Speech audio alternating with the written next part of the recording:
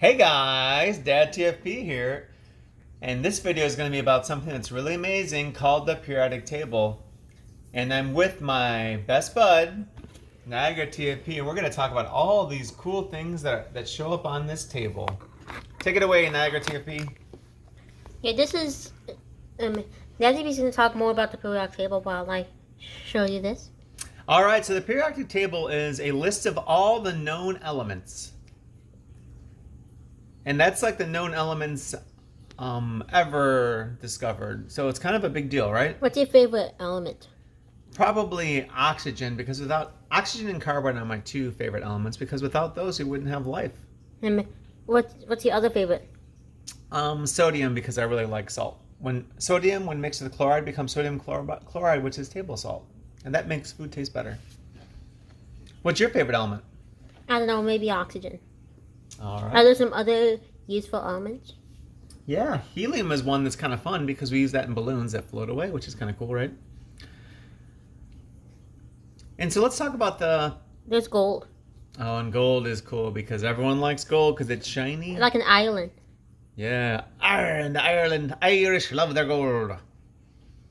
Silver. Silver is cool. Yeah, and silver is very useful too, right? Copper is very important. Copper, aluminum, silver, gold are good conductors, so they're very important when it comes to electronics and stuff. There's some other forms of the periodic table as well. Yeah, so this is what's called, we're going to show you this one. This is called It's a 3D one. It's a 3D version of the periodic table. Is this a Niagara TFP design, or is this a...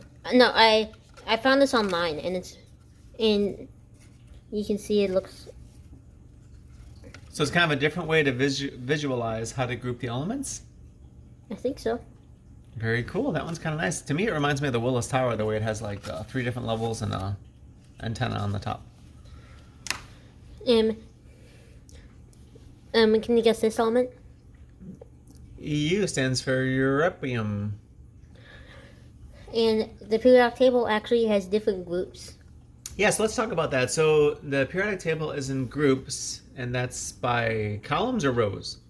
Let's talk about the actual groups. Okay, so let's point out a couple of the groups. So let's point out group 1.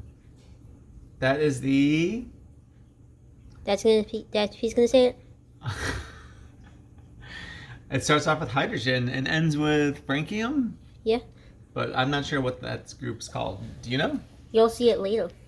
Okay, cool. We got group 1, group 2, and as you can see on the top on the columns, they have the different numbers, which represents the groups, I think, right? So we're gonna use color so it can show you the different parts of the table. Okay.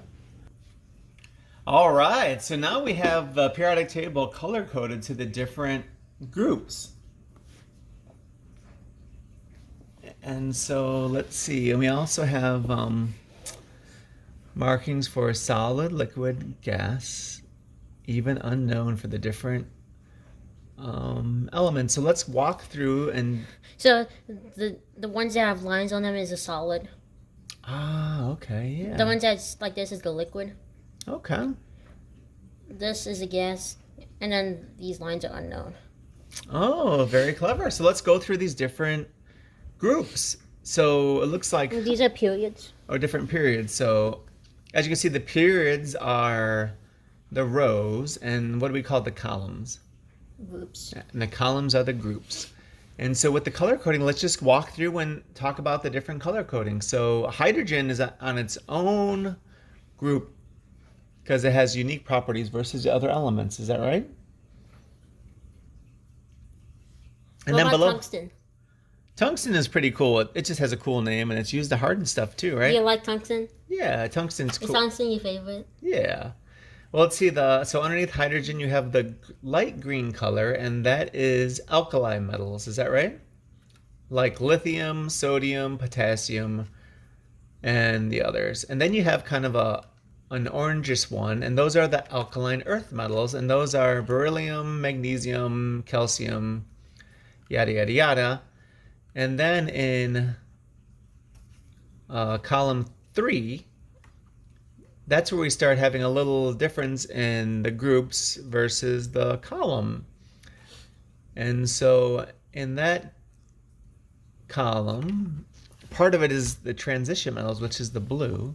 But then there's a little bit of, what are we calling this blue one, this greenish color? Do you see it? It's called lanthanide. Yeah, so it's kind of a lanthanite. Lanthanides are rare earths. And so lanthanides are rare earth. You hear about them a lot nowadays because rare earths are used in electrification of vehicles nowadays. And then underneath that you have a pinkish one, and that's an actinide series. And can you guess where those names came from? Yeah, so it's called the lanthanide series because it starts with lanthanum. Lanthanum. And then the actinide series starts off with? Can you guess it? Actinium? Actinium. Actinium, yep. All right, and then you got this big area of blue with the transition metals. A lot of cool elements in there, like chromium. What else? Iron. Checkerboard. Wait, no, that's not in here, is it? Where's mercury? Can you point to it?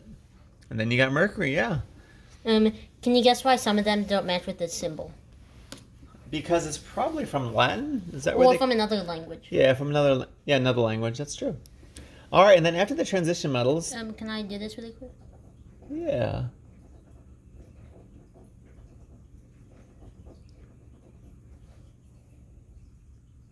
And so these blue ones, like, what is this one? Metalloids.